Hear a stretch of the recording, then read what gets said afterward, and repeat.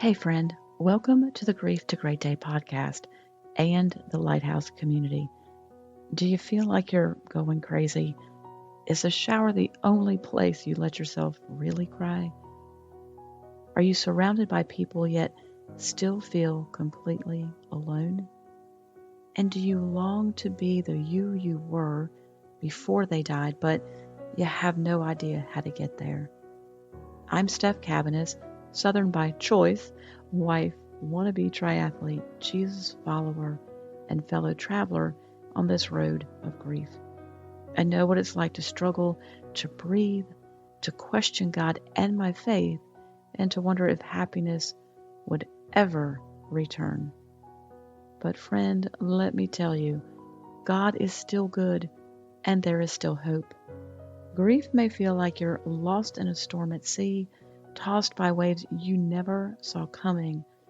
But in that darkness, there is still a light. And that's what we do here in the Lighthouse community. We follow the light of the Lord.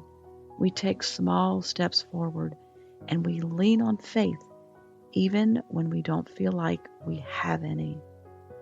So if you're ready to navigate this journey, to find your footing after loss, and to take just one step toward healing, bring your ugly cry, get into a comfortable place, even if that's your bed right now, and let the healing begin. You are not alone. This is not your forever, and you will be able to breathe, to laugh, and to live again. Not stuck, just deep. The work of healing in grief. Continuing from last week's episode, I want to go deeper into what it means to go deeper in your healing. Because here's the thing, grief can trick you into thinking you're stuck or failing, when in truth, you're just going deeper. And that deeper work, that's where change occurs.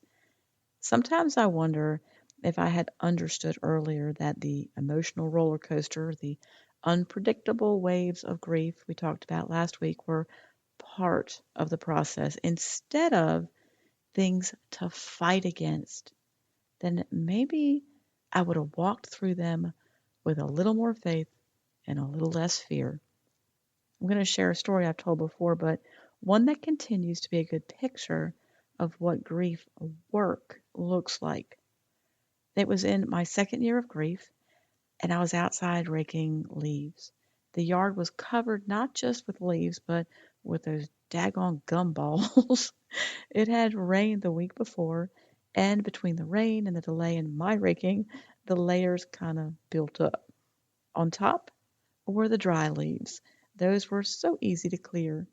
Underneath them was a damp layer that took just a little bit more effort. But that third layer, the wet leaves pressed into the earth. They were stuck. I couldn't get them up without dragging the dirt underneath with the leaves. I realized even though I had come so far, I still felt stuck, like those heavy, wet leaves. And the more I tried to fix it, the more I was dragging up the things buried underneath. I had a choice, keep raking and make a mess of my yard, or let those leaves dry and return to them later. And that's when God showed me that this is the work of grief. We often assume that feeling stuck means something's wrong, that we've gone backward or failed somehow. But reaching those deeper layers is actually a sign of progress. See, you've cleared the surface. You've processed what was easier to face, and now you've reached the hard stuff. That's not failure, that's forward. And when I say hard stuff, you might have rolled your eyes and said, everything has been hard, and that's true.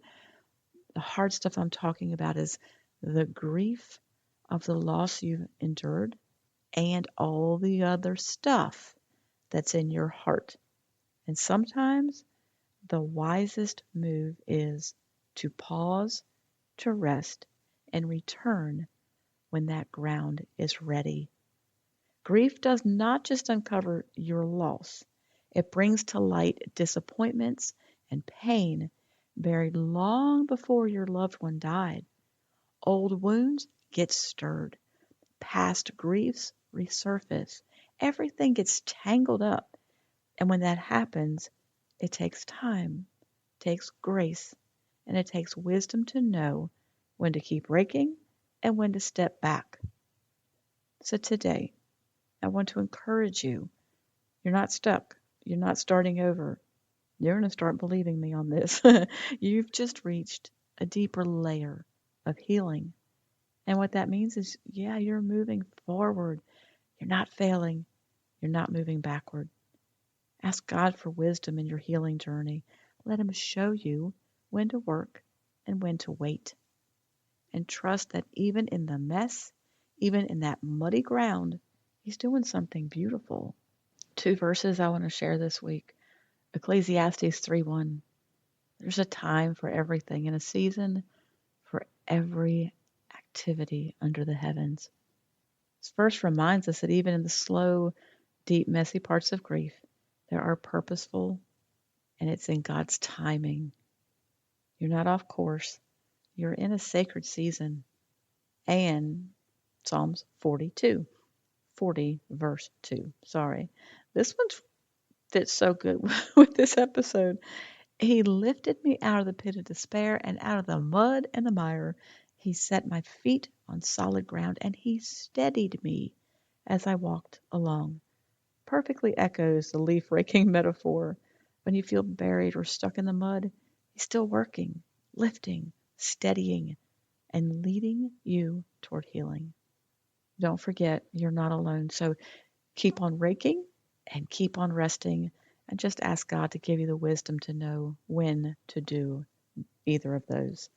Keep coming back to the lighthouse and keep sitting on the couch to take steps, to take action toward healing.